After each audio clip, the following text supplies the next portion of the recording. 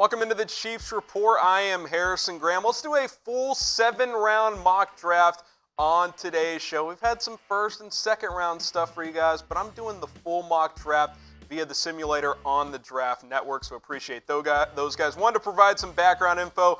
Kansas City only has 5 picks in this year's draft, not expected to get a comp pick, 1 pick in each of the first 5 rounds, so no 6th, no 7th round pick.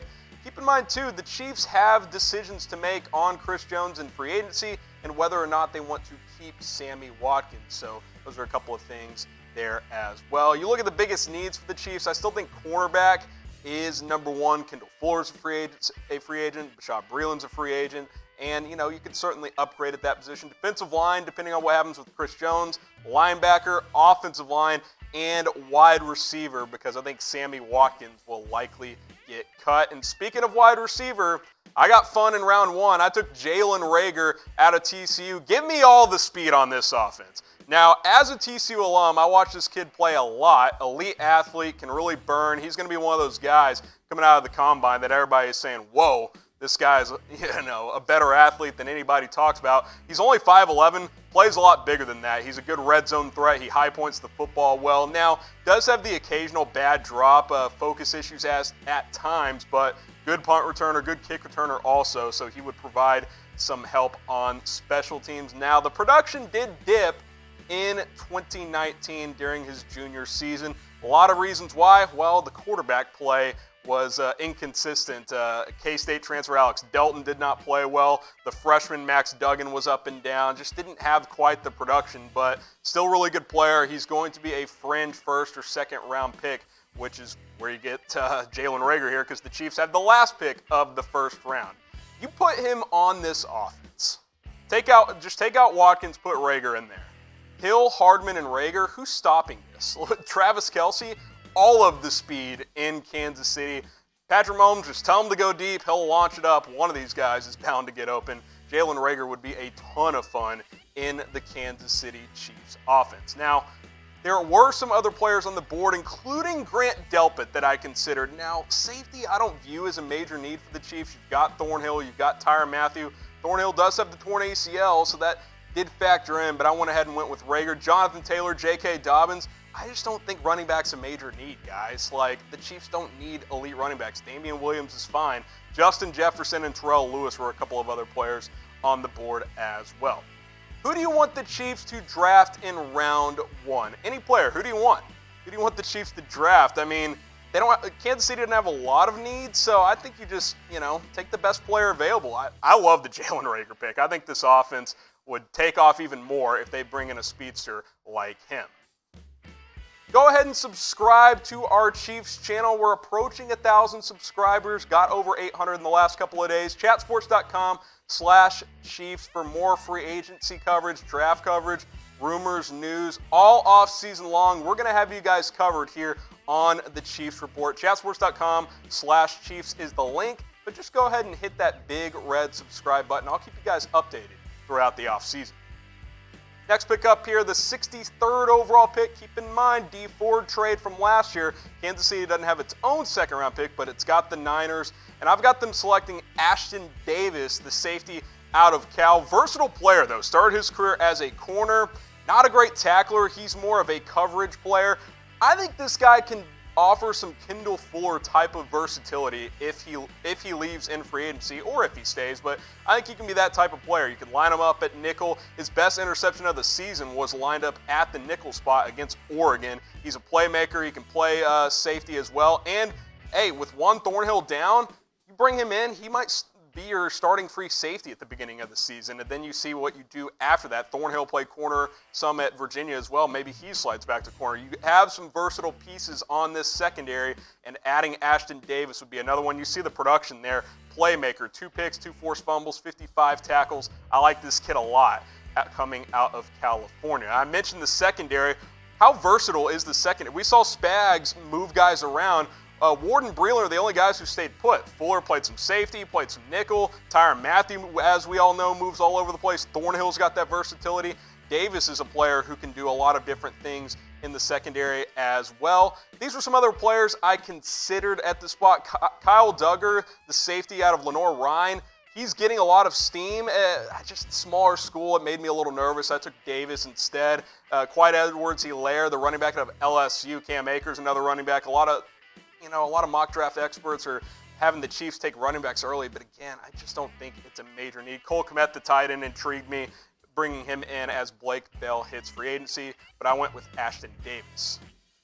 Now, today's show is brought to you by BetDSI, the internet's #1 sportsbook. Use that promo code NFL120 to get a 120% deposit bonus. You go to chatsports.com/bet. It'll get you to the sign-up page, and what I suggest doing, you put down $100, bet the over on the Chiefs' win total of 11.5, because we know the Chiefs are winning 12 or more games next year.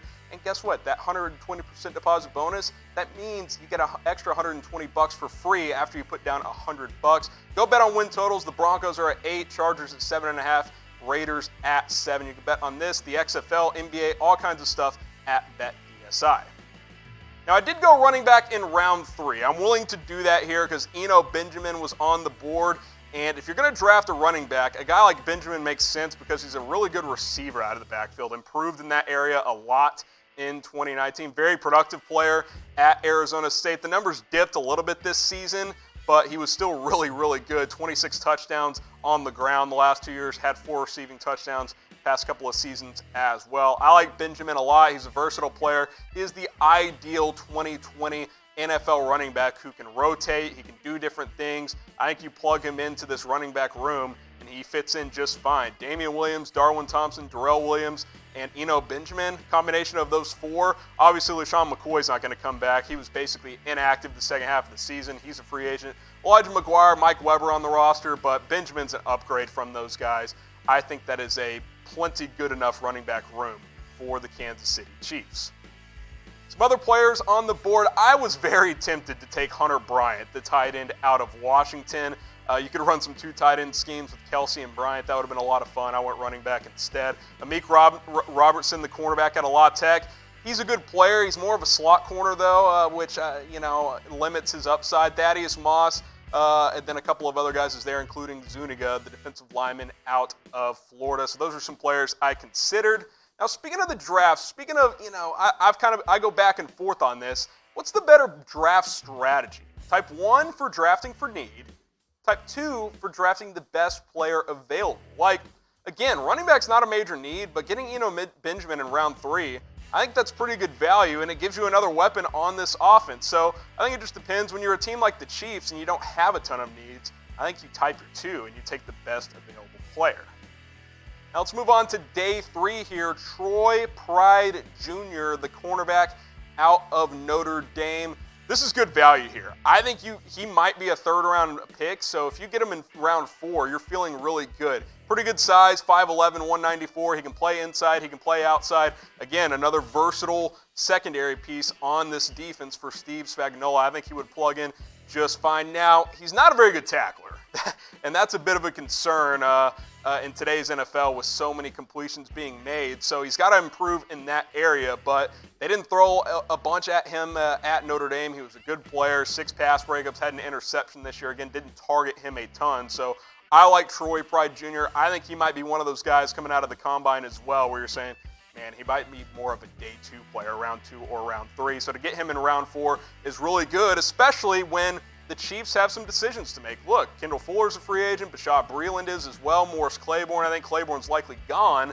But Fuller and Breeland, probably going to have to pick one. So that opens up a need at the cornerback position. So I think this could be an option for Kansas City, bringing in Troy Pride Jr. out of Notre Dame. Some other players on the board for this pick. Nick Code, the defensive end out of Auburn. Ben Bredesen, the offensive lineman out of Michigan. I considered him heavily because Chiefs could use some depth at offensive line. Jared Pinkney, the tight end out of Vanderbilt. Aloy Gilman and Davon Hamilton, the defensive tackle out of Ohio State. What is the Chiefs' biggest need? Let me know. What's the biggest need? I still think it's corner with the free agents of Fuller and Breeland. I know they played a lot better, and hey, sign me up for bringing those guys back. I'm good to go there, but with the information we have as of now, I think it's cornerback, but if you guys disagree or if you agree, just type your answers down in the comments section. Now, we still have a ton of Chiefs Super Bowl gear on sale with our partner Fanatics. Chatsports.com/ChiefsSB. I love this zip-up jacket. May have to order one of those myself. You got those, you got hats, you got t-shirts, you got the jerseys with the Super Bowl patch. I'm a big fan of those. Long sleeves, all kinds of stuff. We'll have the link in the comments. We'll have the link in the description. Go ahead and celebrate this Super Bowl by getting some Chiefs Super Bowl gear. Chatsports.com/ChiefsSB. Let's keep this thing rolling. Final pick for the Chiefs here. Again, no 6th round pick, no 7th round pick. So we go linebacker Shaquille Quarterman out of Miami. Now, what I like about this kid, he wants to make every tackle. Had 107 this past season. Really good in the run game. He will light you up. Not great in coverage, not great sideline to sideline. He is a very much an A-gap, B-gap run defensive linebacker. And what I mean by that is you get him on the edge, you can expose him because he lacks that lateral quickness and agility, but very good between the tackles as a tackling linebacker. I think in obvious run situations you can plug in. Honestly, he's very similar to Reggie Ragland in a lot of ways, who's set for free agency. What's our biggest problem with Ragland? He's not super fast. He can't really cover. I think you get your Ragland replacement here, quite honestly. Maybe he comes back in free agency, but he's going to test the market. Damian Wilson could be a cut candidate for KC as well. Hitchens will obviously be back, but if you get Quarterman in round 5, good run defensive linebacker, I think that is a very good value pick for him. Now, some other players on the board, Michael Pittman, Devin Duvernay, some wide receivers. I couldn't get too crazy. I couldn't take another wide receiver here with no 6th and no 7th round picks. Terrell Burgess, defensive end out of Utah. Colby Parkinson, the tight end out of Stanford, and then linebacker Jacob Phillips out of LSU. So those are the picks. Grade this mock draft, A, B, C, D, or F. I'll be curious if Kansas City maybe trades down, gets a couple of extra draft picks when the draft actually rolls around, because with limited cap space, how do you fill out your roster? You draft, and with only 5 picks, that limits that a little bit, but these are the 5 players. Jalen Reagor out of TCU in round 1. Round 2, you go Ashtyn Davis, the versatile safety out of Cal. Eno Benjamin, the running back out of Arizona State. Cornerback Troy Pride Jr.